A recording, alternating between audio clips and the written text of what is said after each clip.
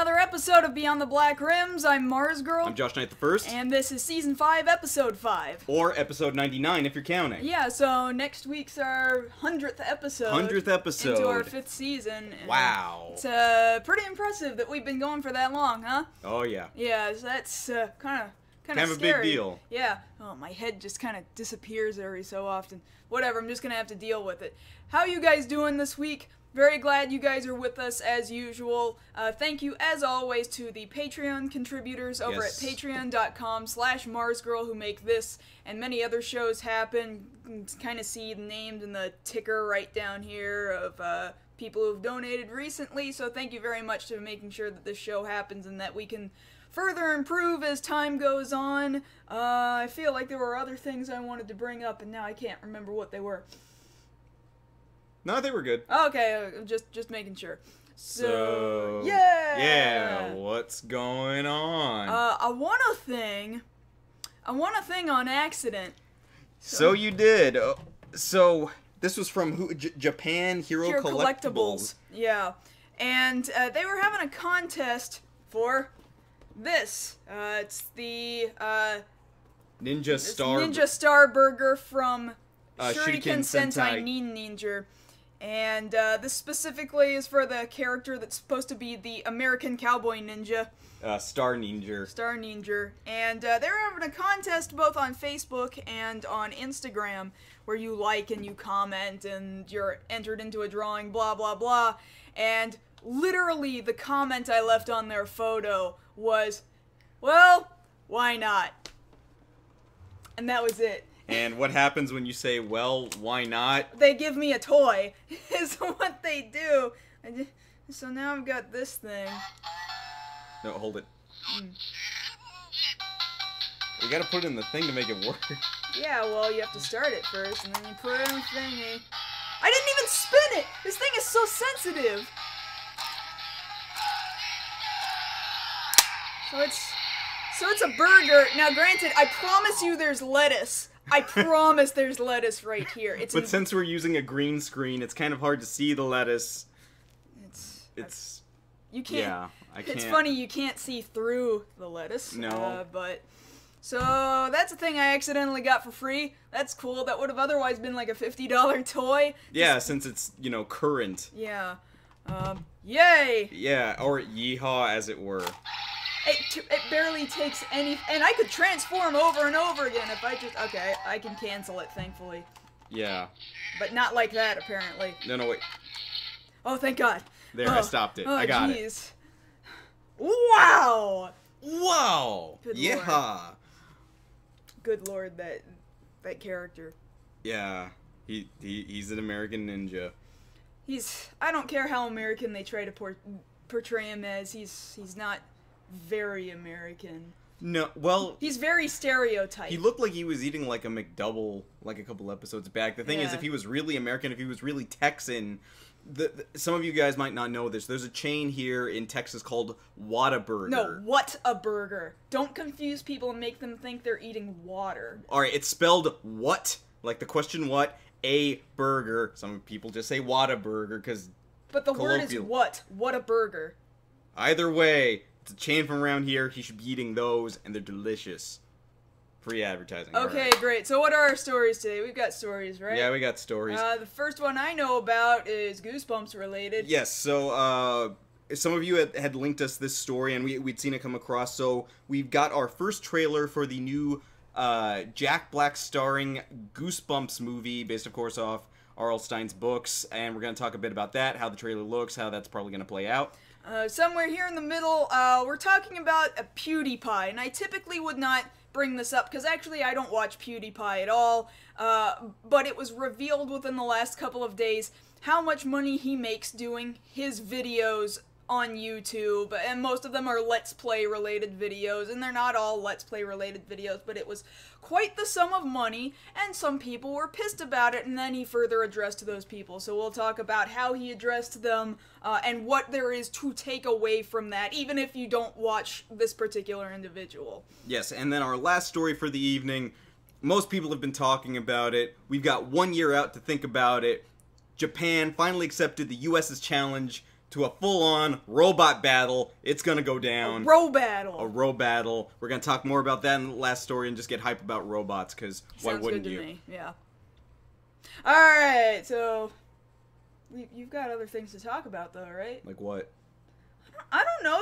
You do this. Oh, the follow-ups. Yeah, that's a section. Okay, so let's go ahead and start with our personal favorite news having to do with not quite Justice League.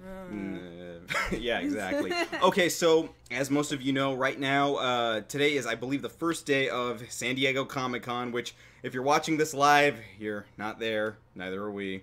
We're all sad. Unless you're in a hotel room with tired. Incredible Wi-Fi. But that aside, out on the convention floor right now, we're seeing a lot of new action figures, props from the movie, things that were used apparently there on set. A couple of interesting items to look at there. We've seen something that they're calling a tech cowl, which basically looks like a cross between Batman's armored mask and kind of... I can't even describe it. It's got like cords and USB cables coming out of it and like lenses. It looks weird. And it doesn't say when it's used in the movie. It just said, hey, here's a prop from the movie. And we're like, well, that tells us next to nothing. We just know it belongs to Batman. You know, because we don't have context until Saturday when we get WB's panel where they're going to be explaining, hopefully, a lot about what's going to happen in this movie and what kind of tech to expect.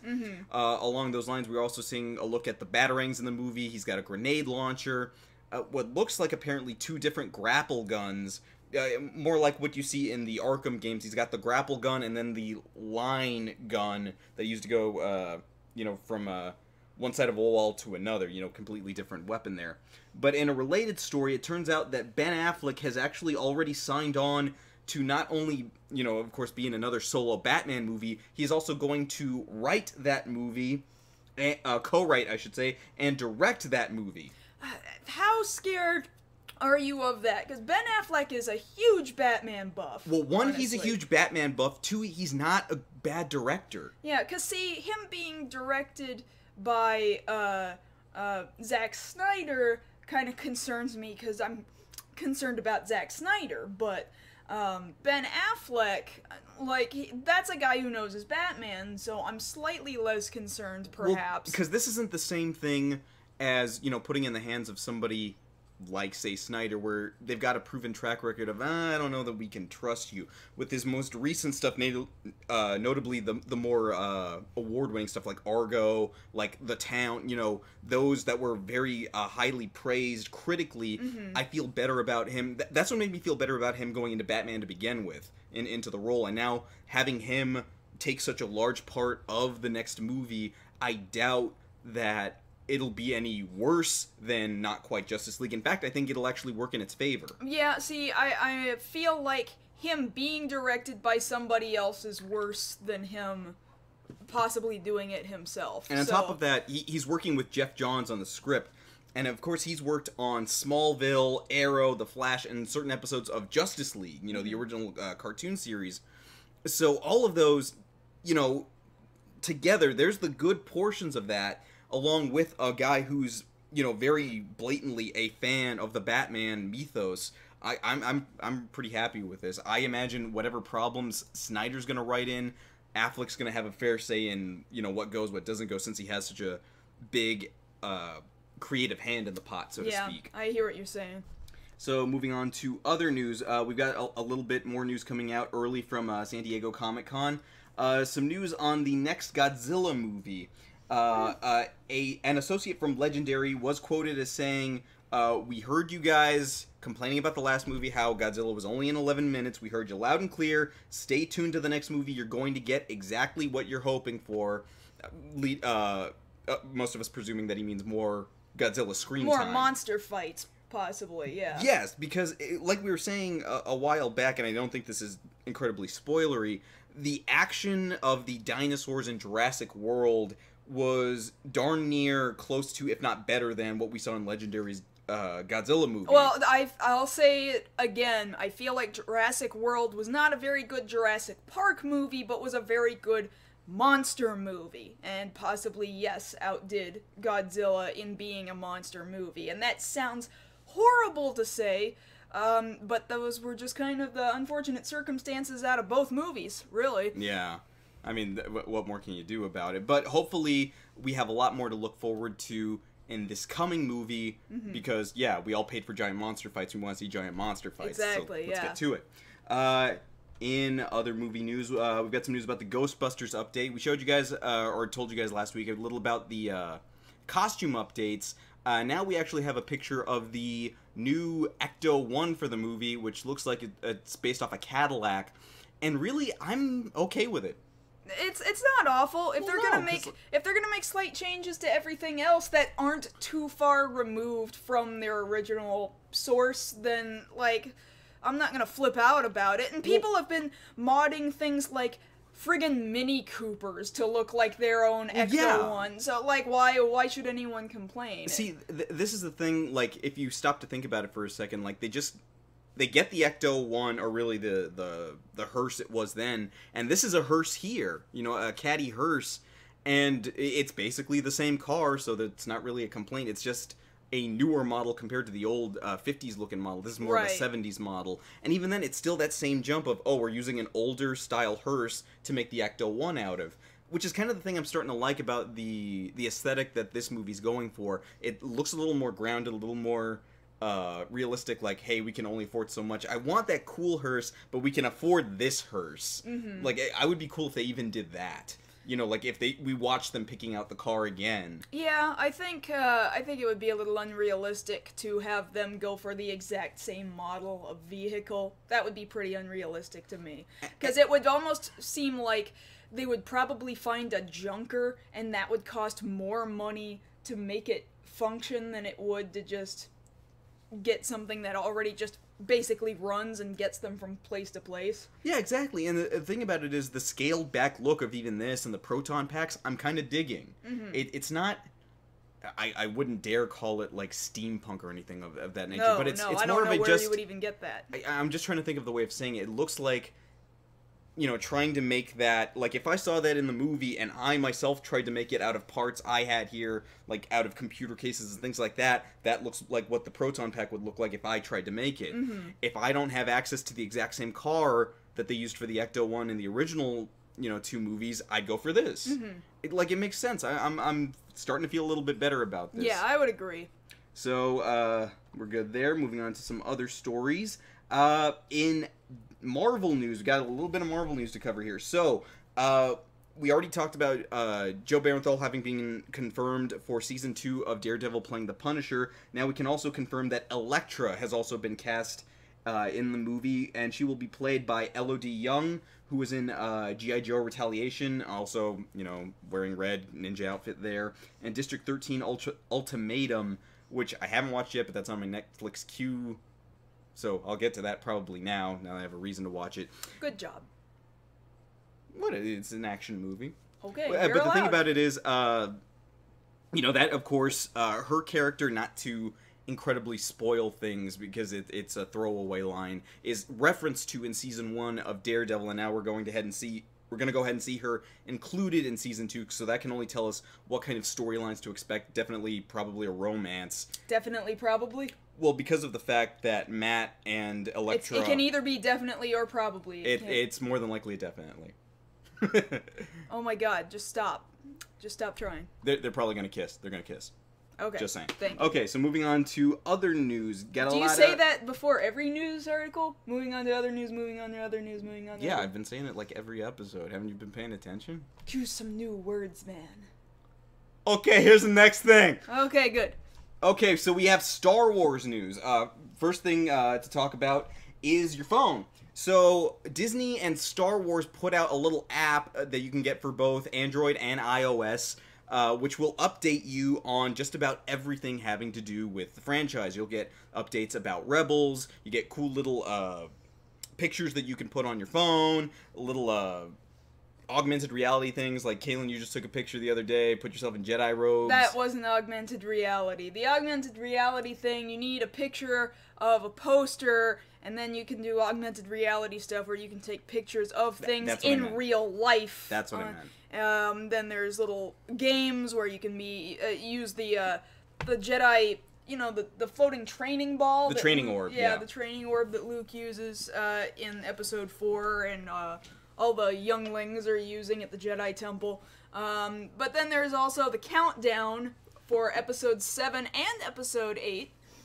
Yes. But so that app basically does exactly what Googling information does, essentially, but it's all in one handy little place. Yes. But in accordance with that, we also have some movie news about the spin-off movies. So, as it pertains to the Han Solo spin-off movie, which has been confirmed, the directors, apparently we've seen their work already. Chris Miller and Phil Lord, who, basically did the Lego movie, will be directing that. So, I'm just trying to figure out, because the Lego movie was enjoyable. Yeah. At the least, enjoyable. For some people, it was amazing. I don't know how to translate that into a Han Solo movie. That's really where I was coming from with it, because whereas I very much enjoyed the Lego movie, to me that was a different kind of movie than it would be for just Han Solo, and I imagine this is a prequel, as I understand it. Oh, yeah, earlier days clearly. of Han Solo. So we'll probably see some things like how he got the Millennium Falcon from Lando, getting into trouble with Jabba, different smuggling jobs here and there. Mm-hmm. And I imagine if they're at least keeping the pace up that they did in Lego Movie, where, it's set piece to set piece to set piece, and we just keep the story moving that way, right, then it'll be fine. I agree with that. And in other earlier news, there's also the other spin-off movie, Star Wars Anthology Rogue One, which they have now confirmed will show Darth Vader in it. And this, of course, being the early days of the Rebel Resistance, not like the show Star Wars Rebels, but I think more having to do with how they got the plans to the Death Star to begin with. So somewhere between Rebels and Episode 4. Well, further away from Rebels, closer to Episode 4, yes. Uh-huh. So that's definitely something to look forward to. More than likely, we'll get James Earl Jones back to be, the voice of Darth Vader. He does it now for Rebels, and that just gives the show that much more authenticity. So that's something to look forward to there.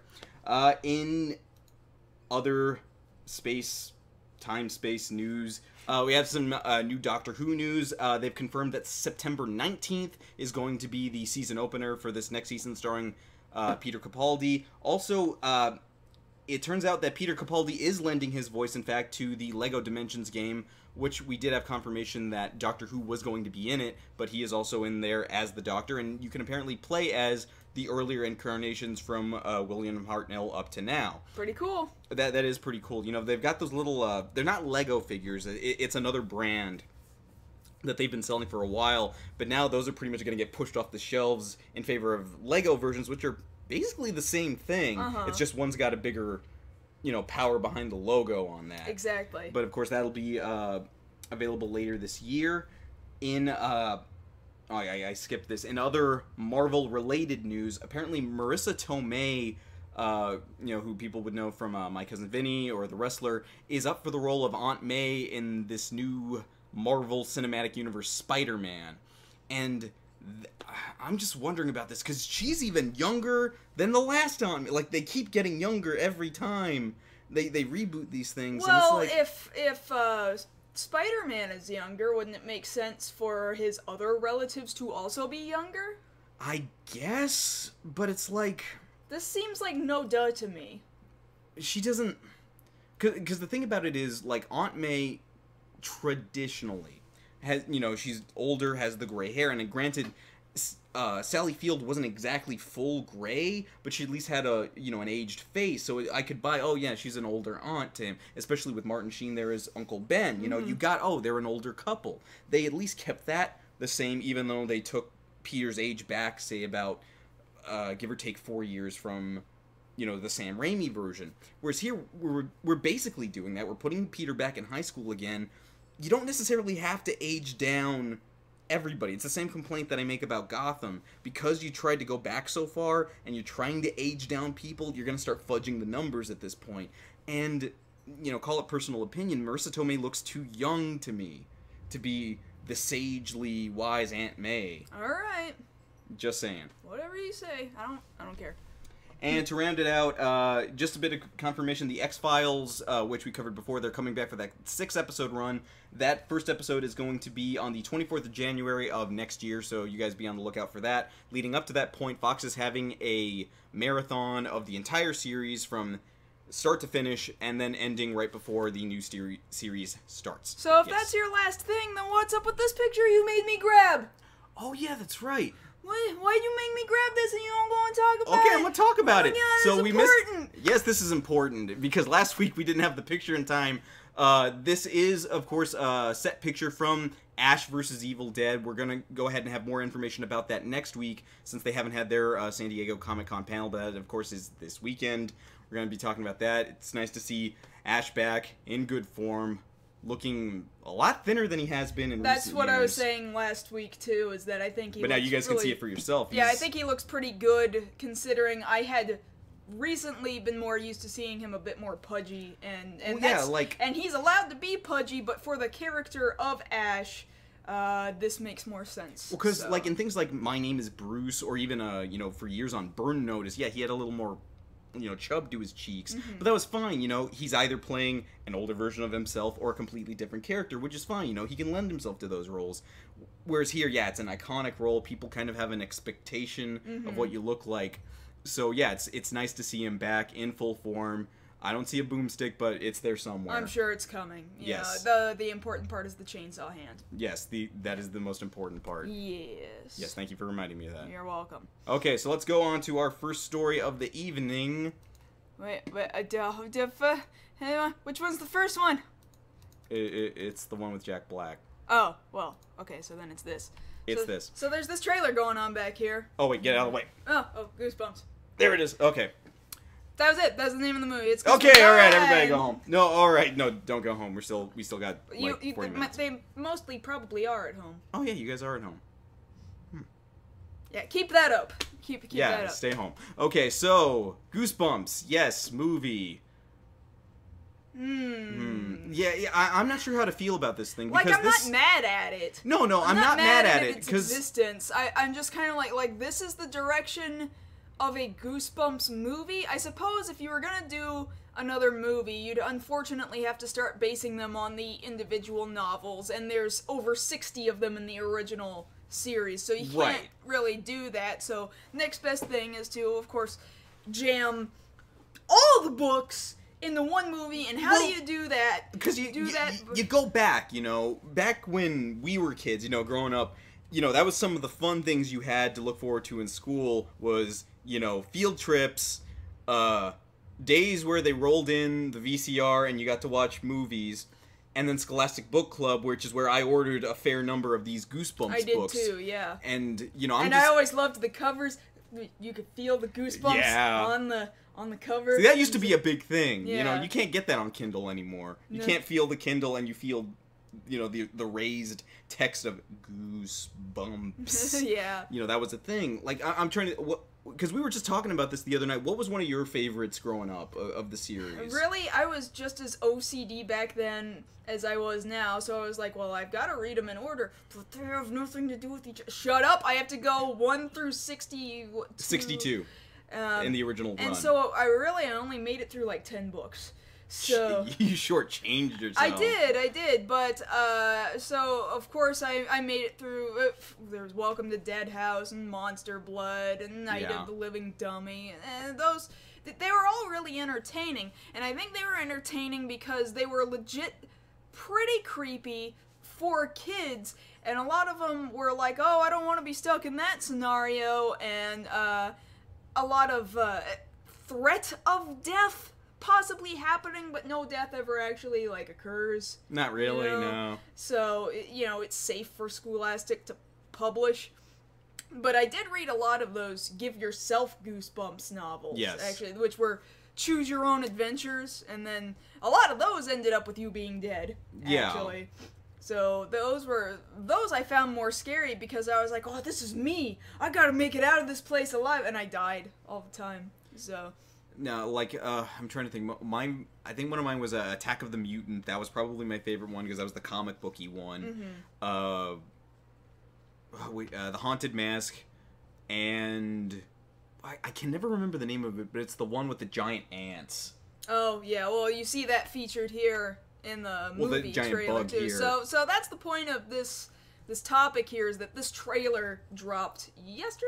Yesterday, yeah. And so the plot is that Jack Black is R.L. Stein. A version of R.L. Stein, who, again, is the author of the Goosebumps novels from the early 90s. And, yeah, he kind of looks like R.L. Stein. A little bit. He's not nearly as... Like, R.L. Stein always had kind of a droopy face. Jack Black doesn't nearly have the droopy face that R.L. Stein actually has in real life, but he pulls it off well enough. But the premise is that this boy's just moved in next door to the Steins, and he likes his daughter. They're probably, mid-high school age teenagers. Thereabouts. And he tries to sneak in to see her, but with him and his friend. But then when they sneak in, as you're seeing happening right here, he's got all these books, but all the manuscripts of the original Goosebumps run, which apparently are magical, and if you open them... open them, it lets out the monster that was in the book. Why it can do that, I don't know. I'm sure the movie will tell you. So really, it looks a lot more comical than it does creepy. Well, see, that's the thing about it. Normally, that would turn me off. It looks kind of in the vein of something like, say, Night at the Museum. Yeah, I would agree with that. Things going on... things coming to life that shouldn't. Mm-hmm. But the thing about it is, I actually kind of like the Night at the Museum movie, so this actually doesn't look that bad to me. I mean, maybe if I tear the Goosebumps title away from this movie, I can find myself enjoying it a little more. Like, this could have been about anybody, any author who wrote a bunch of horror manuscripts, and then all the horror got out of the manuscripts. Well, see, that's the thing about it. When they were originally planning this movie...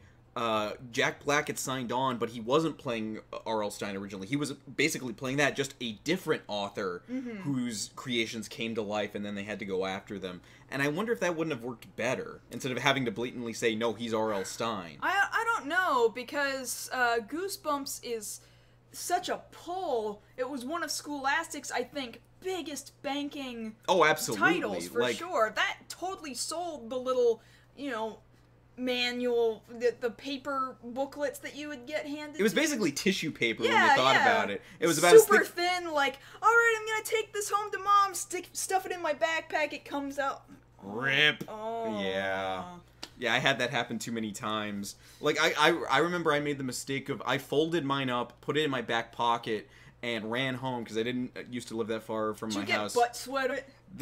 There was enough butt sweat over 5 blocks for me to pull it out, and then when I tried to unfold it, rip. Oh, no. Hey, it's hot in South Texas. You know this. I know. So that's why it's almost better to just wait for the Scholastic Book Fair to come to you and just set up in your library. See, when you think about it, though, you're allowed to go into a public library at a school when they say, hey, we have Scholastic Book Club. Like, I remember I did a show... What is it? Oh, God, like 2-3 years ago now, at a college on the other side of town. They had a Scholastic Book Club fair. And I was like, oh, man. So can just anybody go into those? Yeah, they can. Really? Yeah. Oh, damn. Oh, damn. Yeah, exactly. and the thing about it was so weird being there, as an adult, basically, looking at all the stuff that you would see there. You're like, oh, that's Harry Potter and Hunger Games, and look, giant... number 2 pencils with a big old eraser on the end, and I'm like, wait a minute, I'm an adult. I have all the power that I ever wanted at a Scholastic Book Fair. But I didn't buy anything because, I had bills, but, that was the sucky part about it. But no, I imagine, because, R.L. Stein still does stuff. He does the Haunting Hour over on, was it, like, one of those family channels somewhere on Dish Network, I don't know, I forget. But he's on there.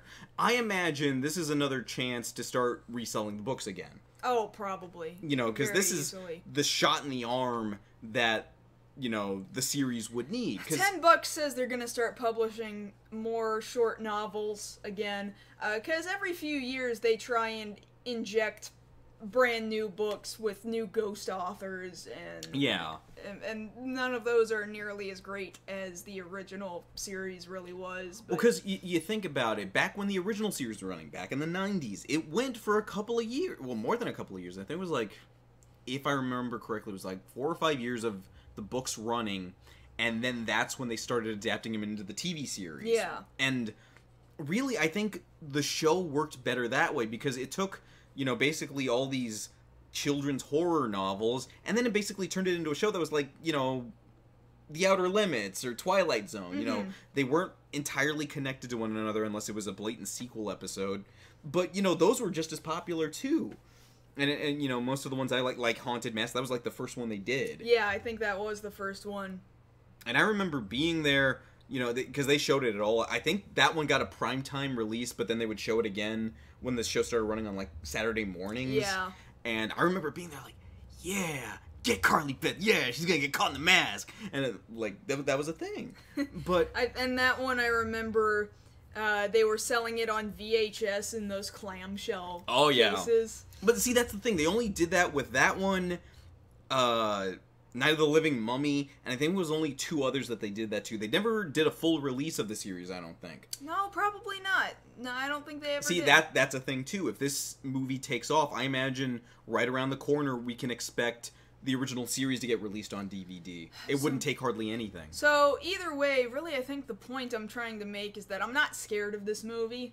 When I was a kid, I was legit a little creeped out by some of the books, I wasn't like scared. I think like with any horror movie, you were only creeped out by the books that you already had a problem with the concept in there. Like being scared of dummies, or... Well, yeah, being scared of inanimate objects, or, in my case, being scared of bugs, or in, the case of the book, giant bugs. Things like that. Or if you already liked, comic books like Attack of the Mutant, like... Yeah, you gravitated more towards those books. So, yeah, I imagine the movie will do pretty well. It comes out in October. Yeah, it's gonna make bank. Yeah, that just plain makes sense. It's the scary month. Yeah. So, you guys can decide for yourself once it comes out this October. Whether or not you like it, we'll probably go see it. Usually if we talk about a show... if we talk about something on the show, more than likely that kind of makes us... Well, it more like forces us to have to go see it, because then we got to tell you guys about it. My face is disappearing. Which is weird, because you don't have any green on your face. I know. It's weird. Whatever. Anyway, Goosebumps. Yeah, go check that out. Yeah, Goosebumps. What are we talking about next? I think it's... Is it this? No, that's later. No, that's later. It's the other one. It's not. It's about the YouTubes. Yeah, there we go. There you go. So, get out of the way. It's kind of weird for me to have somebody else's face just like here. We just had Jack Black's face like right over your shoulder. Yeah, but this one's just like smiling unceasingly in between the both of us. And... Wait, we should both do it just to creep people out. And we're good. Okay. So the idea behind this is PewDiePie. I do not watch his material, but he this past week has been the topic of great discussion in regards to money. Money is a big deal to a lot of people. Yes. Most people, I think, would agree that money is an important topic, and it shouldn't be. Probably. Money should not be an important thing. I wish that it wasn't. I wish that it didn't bother me, or I wish I didn't need it. I wish I didn't have to rely on it. Well, see, here's the thing about it when you break it down. In the world we live in now, it was hard to think about, say, what is it, 10 years ago when YouTube first started out. Yeah, just slightly more than 10 years ago. This year was YouTube's 10-year anniversary. Yeah, you think back to then, nobody thought back then that you could use it to make money. Nobody thought that. Yeah. People thought, oh, this is just like, I can upload home movies or stupid little clips. When I was first doing any kind of videos, I was, I made some AMVs, I stopped at like 3 or 4. It wasn't really my thing, but somebody was like, hey, you seem like a good editor, good at editing rhythm. And I did like a request for a friend in high school set to Kamikaze Kaito-jan. Like I uploaded to animemusicvideos.org, which even Bennett the Sage earlier this week tweeted, and somehow this website still exists to this day. Like, Well, come on, because back in the day, animemusicvideos.org, my brother was an editor on that site for years. Then following that, I would film anime conventions within the Texas con circuit, and within Texas I was relatively well known, but what I had to do was purchase my own domain and my own hosting and stuff, and it was really difficult and took a lot of labor to host my own videos that people would, like, I could not really very well embed videos that people could just stream, and it certainly wouldn't be at very good quality. That was really difficult at the time in, like, 2004, 2005. Right. And, so I'm hosting all these really, to me, they were large filed videos, and people had to download them individually to watch them, and people liked it, but then came YouTube, and that changed everything. And somebody was like, so are you gonna start hosting your videos on YouTube? I was like, well, I guess, like, is this gonna be a big deal? Like, and then I realized, well, I don't need to pay for all of this ridiculous amount of hosting to host my video files, and that completely changed the game, but back then, there was no making ad revenue off of your videos either. Not back at the beginning, you know? So, now, let's skip a number of years. Ad revenue is a thing. Big, multi-billion-dollar companies, the movie industry, the gaming industry uses it to their advantage, the record industry, if Vivo says anything about how they utilize, copyright identification.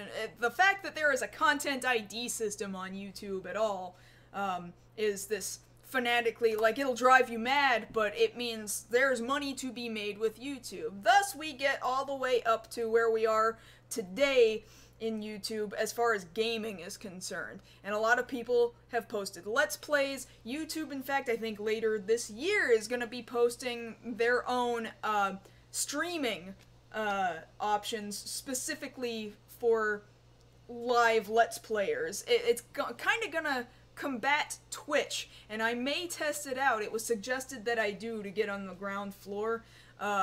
So this is kind of the area where we're looking at PewDiePie, who has how many millions of subscribers does he have? 37 million. 37 million subscribers. So get this picture in your head, because this is legit celebrity status at this point. Okay, yeah. This is not just yes, it starts out as something as simple as, yes, I'm playing video games and I'm doing funny things at the same time, and that seems kind of simple, but then what's a comedian?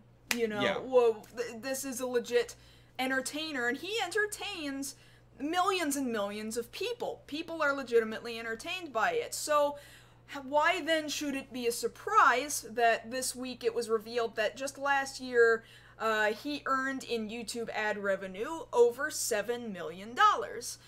So that's like over $500,000 every month, you know? Yeah, basically. That's, yes, that's a lot of money. But the numbers kind of add up. He's an entertainer at this point. Now, I think he's a very legit entertainer, even if it's not my kind of entertainment. It's somebody else's entertainment. It's not mine, but I can't begrudge that, you know?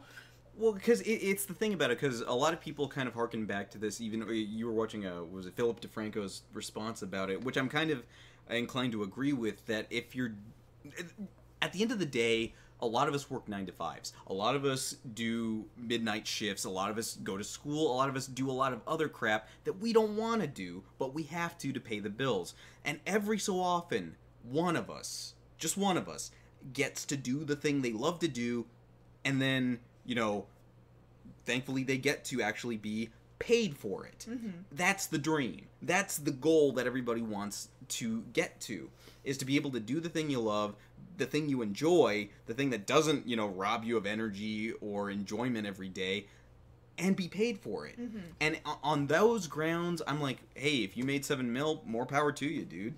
Like, well, maybe not too much more. Like, you know what? I'm glad that you did it. That's a better way of putting it. I'm glad that you were able to do what you enjoy doing for a living, right? And I think a lot of people did ignore that. Yes, he's raised quite a bit for charity in the past as well. It's not like he just sits on it, or they think that what he does, he hasn't earned it. I mean, think about how much he produces, because he produces quite a bit of content, and it's not simply just a matter of just sit there and don't do any work to it.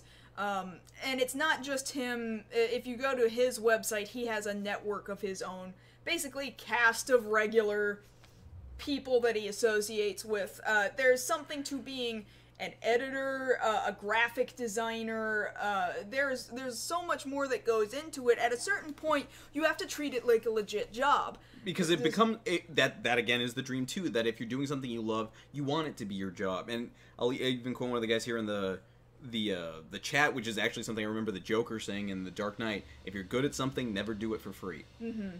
And that's the thing. You want to be paid for a skill you have, and in this case, the skill is entertainment. Now, entertainment is a skill. Absolutely. Now, he has also said, because he made a video about this just maybe 2 days ago. Right, as a response to all this. As a response to people who were just legitimately angry that he makes that much money. And, you know, take it however you want. Be angry at him, or don't be angry at him, whatever. The point is, though, he's doing what makes him happy. And as he tells this story, about 5 years ago when he was just starting to do it, he just managed to sell some artwork that got him a good enough computer in order to start doing this. And at the same time, he worked at a hot dog stand. But doing the video work and the video gaming portion of it was the part that, like, made life meaningful for him every single day. Exactly. While working at this friggin' hot dog stand. So, yeah, he came into a lot of money in a relatively small amount of time, and I think he's only 25. He's young. Yeah. So he came into it pretty fast, but at the same time... Yeah, he's 25. Yeah, at the same time, he didn't come from already having money. He was already he was just scraping by. Right. You know? You don't make a lot of money selling food. You don't. No. I've done it. You don't. I've done it. At some point, we all do it. Yeah, so, and I think even you and I are kind of at a stage in our lives where we're going, we've got to plug away at something else that makes us happy, or else we will just kind of breathe ourselves to death. Exactly, and just die. Exactly. So take the money out of the equation for a second here, you know? Okay. The other stuff that we do on the side, this show, for example, I love doing this show. Oh, I love doing this show. At max, like, we're floating around only 30 viewers live right now, you know? That's, in the grand scheme of things, it's not a lot, but you people are so fun to talk to. Oh, yeah. And then there's only maybe a couple hundred people who then watch it throughout the next week once it hits YouTube, you know?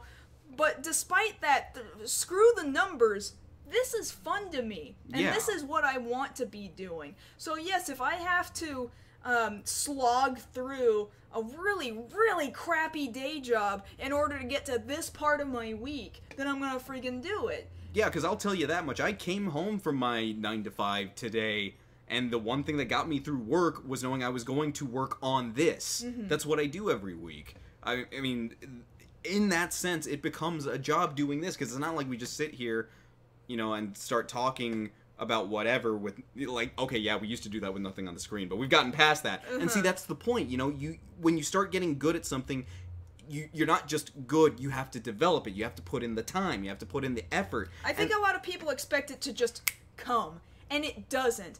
Like, I've been producing videos for Channel Awesome for pushing 7 years now, you know, and I've only progressed so far, and it's taken me all these years to finally get over 5,000 subscribers on YouTube, over 10,000 followers on Twitter, and really, kind of in the grand scheme of things, those numbers don't correlate with each other. It's hard. It's really hard, and it's hard if you want to really be good at it, and if you want people to keep going, oh, what are they going to do next? What are they going to do next? You have to keep evolving. And I know for a fact that PewDiePie has evolved in certain ways. Some people might say, oh, well, his evolution is only... You know what? Whatever. It's obviously not your kind of entertainment. You know what? It's not mine either. That's not the point. The point is he stays fresh and relevant, and that's how he stays on top of the game. Thus, the point to you guys, I think, is that of course you always want to try and do what you love for a living, but at base, if you're doing it for the money, those are all completely the wrong reasons. Yeah, absolutely. Doing it for the money is the wrong reason. You do it for the love of it. You do it because you love it. And if you learn that you can make money doing it, then pursue the hell out of that. But don't expect it to come immediately. You gotta keep working at it. And it's not gonna come to everybody. But just do it because it makes you happy, because that gives you as a person purpose and meaning in life. And you know what? Focus on yourself. Don't focus on what somebody else is doing. Don't try to beat somebody else or become the next insert person here. Yeah. You work on developing you. Right, because the thing about trying to be the next somebody else is that there's already that somebody else. There's only going to be one of you. Mm-hmm. So develop that guy or that girl or whoever. Whoever. Be the best whoever the hell you are, is what I'm saying. Be the best whoever. Yeah, there you go. I like that better. Be the best whoever. That really is kind of the point of it.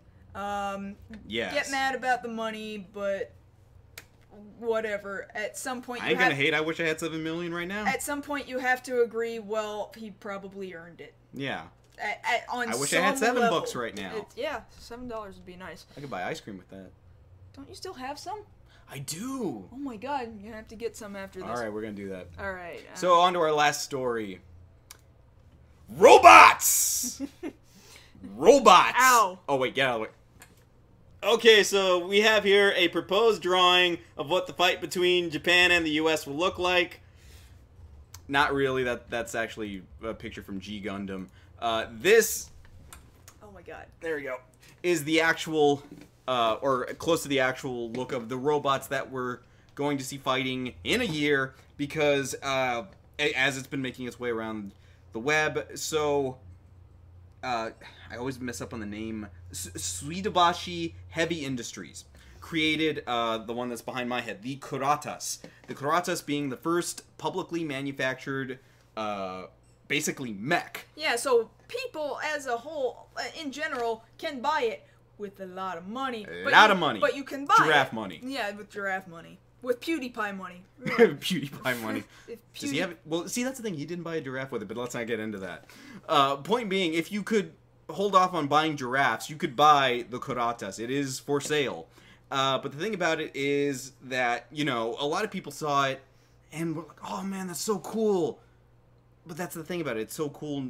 They weren't really doing much with it. You haven't heard too much about, you know, in the news today, the U.S. Army just bought out the Kuratas contract line, and, like, you know, we see robots patrolling our borders. No, we don't see that. It's just kind of there. So, on the other hand, we've got an American company from here who've worked on Megabots, this thing they call the Megabot Mark II. And they had decided amongst themselves, you know what we're going to do? We're going to call out Japan. Hey, Japan, you got a robot, we got a... That's almost exactly what they said. You've got a robot, we've got a robot, you know what needs to go down. But the Megabot Mark II requires 2 pilots, has a bunch of guns strapped to it, and you can see it has kind of tank treads. It looks like it came out of Mech Warrior. A little bit, yeah. And so dudes with the Kuratas were like, yeah, we'll do it, but come on, guys. Just this thing with a whole bunch of guns strapped to it, it's so American. Like, yeah, I have to admit, especially after all the scenery, if you were at all on the internet on the 4th of July this year, you saw just how gun-toting, explosion-loving happy America is. And so Japan's just like, we'll do it, but it's gotta be like melee comp, fist fight and brawl, so no guns, I guess. To which everybody else watching this challenge was like, yes, yeah. And Japan was like, you know what? We're not gonna let you take our thing. Giant robots are our thing. It's Japan's thing. We accept. And then it was on, and it's on now. And so we're here, about a year out. nerding out and speculating, okay, so who's gonna win? Who's gonna take this thing? Now, the thing about it is, and in the background, I'm just hearing the theme to Pacific Rim.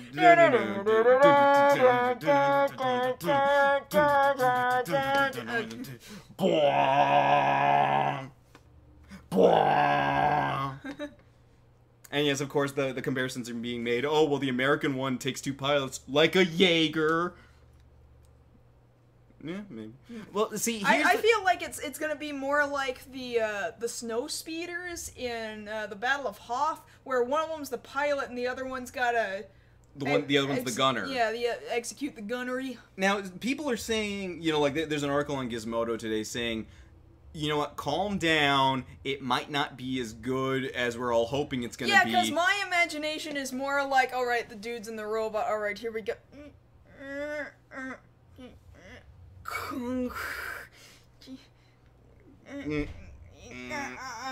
And then eventually one of them's gonna fall over just because he's got bad weight distribution. Well, see, here's the thing I'm trying to think about, because both robots, if I'm not mistaken, took over 2 years to develop each. And that's, of course, you know, building off the work of other previous models and things of that nature. And you think about it, with all the other smaller robots we're thinking about, like, what's the one you're always scared of? The dog one. Oh, God. Didn't Google just buy those guys out? Yeah, they did. Damn. Pet... There's Pet Dog and Pet Man or something like that, and they move too realistically for me. And I'm like, you put a turret on the back of that thing and we're all dead. You put a turret on the back of that thing, we've got, you know, a dang transformer.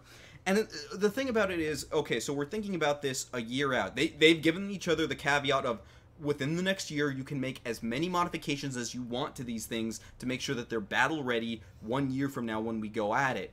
And I'm trying to think, okay, well, what are both sides going to try and bring to the ring? Or the junkyard, or the giant quarry, or wherever they're deciding to have this, on the dark side of the moon, wherever.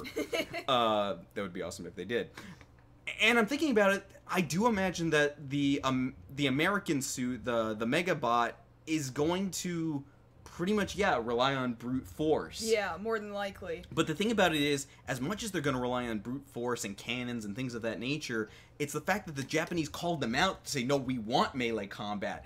You wouldn't say that unless you had a plan for what you were going to do in melee combat. Well, think about this, too. I think Japanese robots also focus quite a bit on stability. Yes. About staying upright. Thus, melee combat is slightly like Asmo, for example. And Asmo's been around for years and years and years. He stays squatty, stays kind of low to the ground to walk as much like a person as possible, but, you know, he's not a person, he's a robot. And he and other robots like him can maybe take a slight stumble and then get himself kind of back up. I mean, if you jostle him too much, then he'll go over, but... Well, see, here's the thing I see happening. I see everything, like, the dumbest thing you can ever do. And it's something they bring up in older anime. I don't know that they do it as much anymore. But it's the whole thing of... there's a phrase I like to quote about it. There's 2 secrets to success. 1, never tell all your secrets.